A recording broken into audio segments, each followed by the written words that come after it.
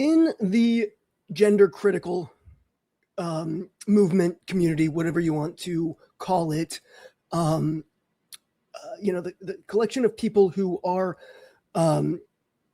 opposing gender ideology, trans ideology, whatever you want to call it, there is this slogan, I think is the best thing to call it, of transing the gay away.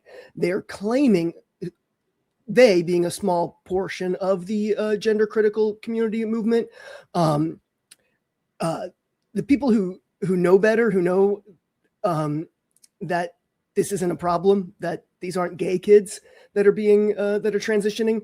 The people who know that are their parents.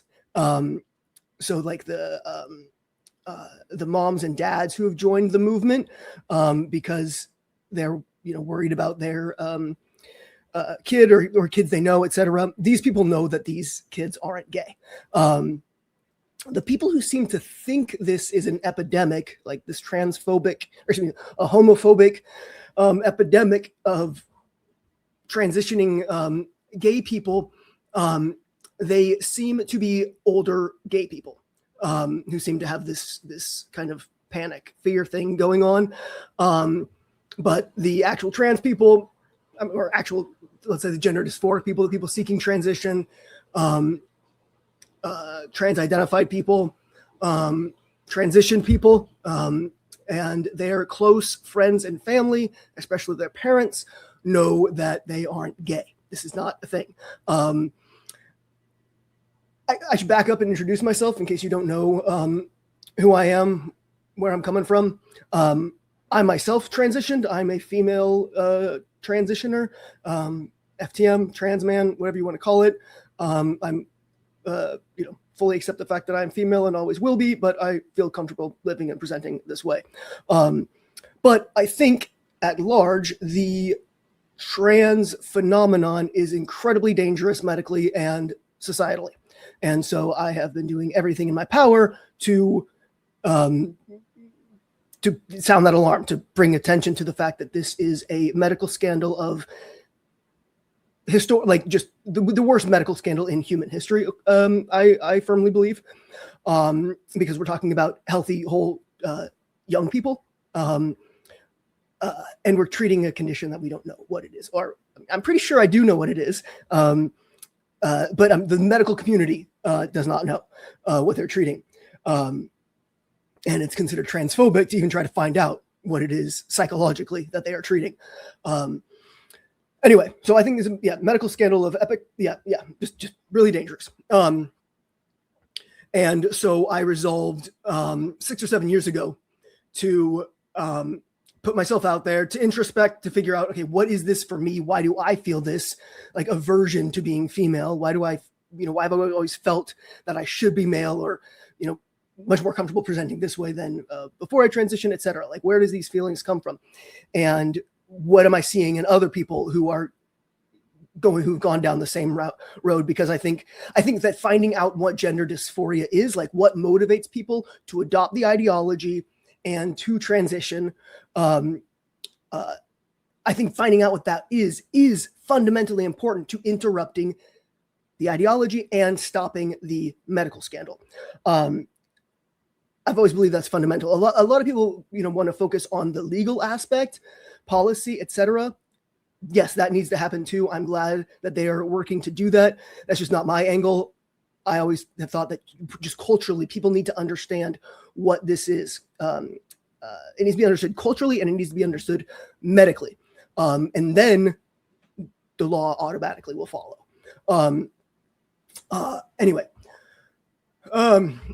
So yeah, my name's Aaron, Aaron Terrell. I have been, speaking out publicly, for the last 7 years, working with different organizations to, who I was under the impression or have the same goal of, actually understanding what gender dysphoria is and disseminating that information for the purpose of interrupting this ideology. But along the way, I've learned that a lot of people who are ideologically aligned with me, or seem to be, they seem more strongly committed to defending a narrative that they think is socially acceptable, or is more kind of acceptable to their ego, their own sense of self, what they understand about themselves.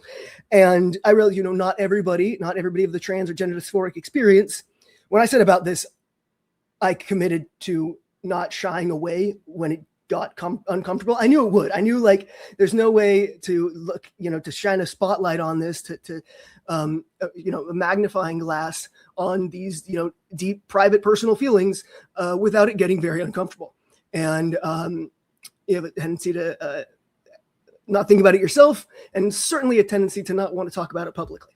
That's completely reasonable and rational, and I don't begrudge anyone who's just like, nope, not for me. Totally fair. But I realized I can do it, and I think it's important to do it, so I'm doing it. Anyway, along the way, I realized that a major motivator, I believe the primary cause of gender dysphoria, if not sole cause of gender dysphoria, is this right here, autoheterosexuality. It is the misdirected attraction. So it's the heterosexual attraction backfiring. So it makes the person who experiences this feel like they should be that which they are attracted to. And it's very, very subconscious. It's not something, well, I think males post-puberty are certainly much more conscious that that's what's going on. They don't want to talk about it, but most don't. But they're more conscious because it is so directly wired to the sexual arousal. Whereas for females, it's not so directly inextricable. It's about personality and kind of like sentiment, and it's not so obviously sexual in females. Some it is. I've along this journey, I've talked to quite a few who kind of have sort of the mirror image of the male version, where it's directly and overtly sexual for them. It never was for me, and so it took me quite a while to figure out that that's what this is. But I think that's going to be the case for most females. Is female sexuality is just kind of subdued, abstract, fluid, whatever you want to say, relative to male sexuality. And so it's going to be less obvious in what I call autoandrophiles. So the female inverse equivalent, whatever, of autogynephilia. Auto being self, gyno being female, philia being love, phile, philia, love. And then andro meaning man, right? Or male. So autoandrophilia. I could never distinguish the difference between men I was attracted to and what I myself should look like. Now, this has been a rarer presentation in the past. But that's because of the relational nature of female sexuality. Most females who experience this realized they could manifest their desire to look and be and act, behave, whatever, masculinely. They could achieve that through a butch lesbian identity. And I actually think that this is the primary cause of the butch lesbian identity. And everybody wants to say, oh, you're just projecting your own experience onto lesbians, and this is entirely homophobic. And I reject that completely, because when I originally went into this, I certainly assumed that butch lesbianism, or that homosexuality in general, was a major cause of gender dysphoria. I assumed that from the get-go, and I believed it for a few years of doing this research and activism. And then the more I listened to butch lesbians and FTMs, the more I realized this is the exact same thing. They're just manifesting it through relationships. They're manifesting that masculine sense of being through relation with more feminine women. But then when transition became culturally and medically available, a bunch of those old school butch lesbians started transitioning. It was like an epidemic in the 90s and early aughts. And the transing the gay away was completely like, that's a reasonable thing to say. Well, pin in that. It was a reasonable thing to say in the 90s and early aughts, when what we understood was that all these butch lesbians were transitioning to become men. It was assumed they were transitioning to become heterosexual men, naturally, right? Because they're lesbians, they're attracted to women, they're going to transition to be men and then be straight. So they assumed that's what was happening, homosexual erasure, etc. That wasn't even true back then, because at least, I don't know, it hasn't been studied, but anecdote after anecdote after anecdote, these transitioned women would then go on to sleep with men. They would, from anecdotally, it seems like the majority, but I can't speak to that because, again, we don't have the data. But just anecdotally, reading over the history, etc., it seems like most developed attraction to men. Many dropped. So a lot of them kind of had a bisexual identity after developing attraction to men. Many just adopted a gay male identity, and have been living as gay men, for the last 20, 30 years, whatever. So like the whole idea of transing the gay away is predicated on this like cultural thing that happened decades ago that wasn't even true then, because again, they transitioned to just go and be a different kind of gay. That's not homophobia. Like, anyway, kind of jumping all over the place here, but that was back then. So that's what it looked like, transing the gay away, until, we can look back and see that that's not what happened. But today, there's not even an implication. Well, okay, there is an implication of that because of the data from the Tavistock Clinic. That showed that most of the kids going in there seeking gender affirming care were homosexual or bisexual. That bisexual thing is just so incredibly irrelevant, because you're going to be bisexual. If you're bisexual, transition doesn't solve anything. What? Anyway, but a good majority of them were reporting they were homosexual, same-sex attracted. So naturally, when Hannah Barnes and Hillary Cass and everyone was reviewing the data out of the Tavistock Clinic, everybody's like, whoa, it looks like these kids are primarily gay. They weren't. I've been in the trans community for, since 2010. It's now 2026, 16 years. The entire time, and I've heard from people older than me who've been in it much longer, that this goes back well before my time, the instruction was to tell clinicians that you are gay. Like that's just what you're supposed to tell them, because there was this lore from the olden days of like the 80s and 90s where, and it was true, like they wanted to transition people, so like they would, approve transition if you were going to assimilate into a society as a member of the sex you are approximating. And obviously that's not going to be very successful if you are opposite sex attracted, because then you're just going to be a gay trans person. And doctors are, reasonably, we're like, well, that's, not going to make your life easier in the 80s and 90s. So it wasn't encouraged. So because of this, and still to this day, the instruction in these trans forums where they're giving each other advice is to tell the clinicians that you're gay, because again, the lore is that these clinics are just full of transphobes who are trying to deny your transition at any turn, right? As you want to give them less reasons to deny your transition. It's complete bullshit today, because most of the people manning those clinics were the people giving the advice in forums 10 years ago. It's really just a kind of a medical abuse cult, self-perpetuating. Sorry, beside the point, sidetrack there. Anyway, but yes, this instruction to identify yourself as homosexual has just been trans culture from, as far back as it's existed. Again, entirely unnecessary today, but the legend lives on and people still do it out of an abundance of caution, apparently. And so that's why the data looks like all these people are gay, is because that's what they're all told to tell the clinicians. And that's another reason why data on this population in general is lackluster, to say the least, is because there's a culture of you lie to get what you need. You lie to get what you want. It's totally righteous and noble in a cis hetero patriarchal society.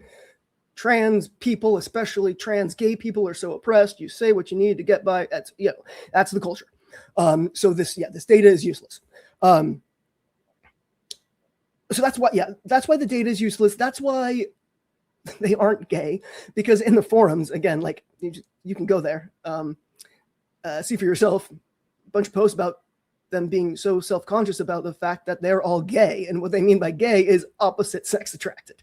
They're gay relative to the sex that they are identifying as. Because most people are heterosexual. Fancy that.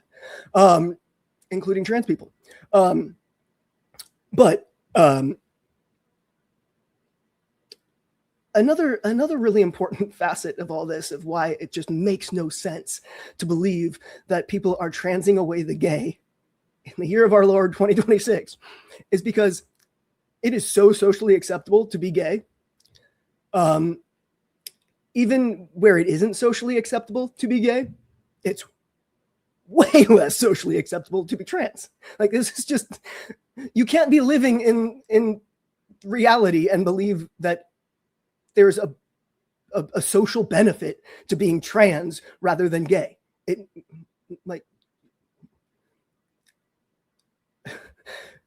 And you're also just not looking at the population who are transitioning, what they are identifying as once they get what they want, once they get the hormones, etc., what their behavior demonstrates.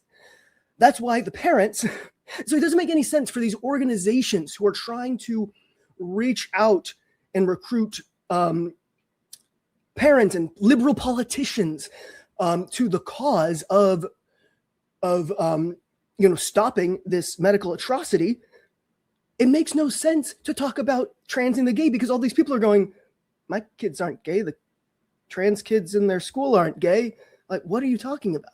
Everybody knows better. The only people pushing this narrative are adult gay people who think that when they were young, they would have been vulnerable to this trend. And they're right, because they're homosexual. I have a whole podcast called The Navel Gaze about how autosexuality creates autoheterosexuality creates homosexuality, because of, like I was talking about the butch lesbians earlier, same thing happens in men.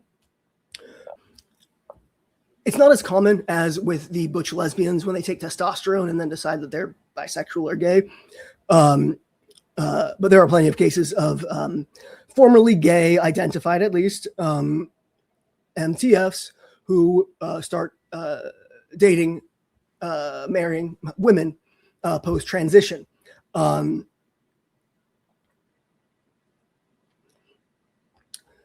people pushing this narrative are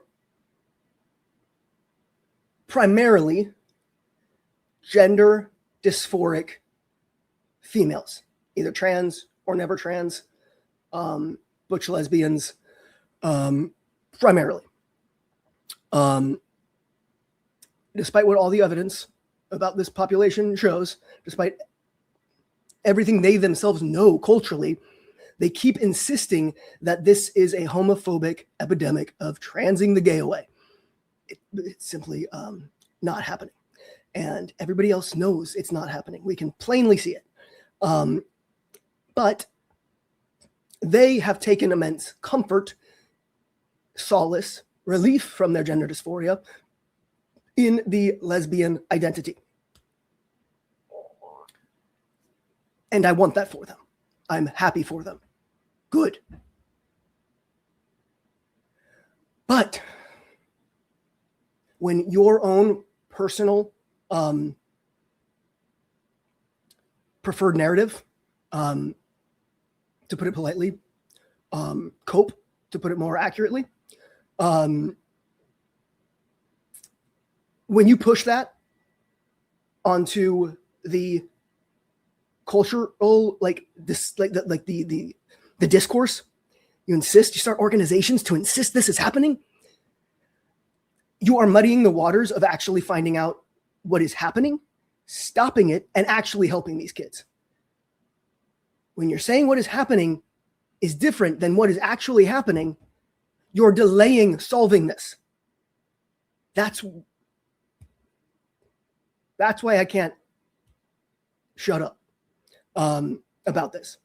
I want you to live comfortably as a butch lesbian. I think that's a healthy way to live. But you can't confuse the people who are genuinely trying to find a solution.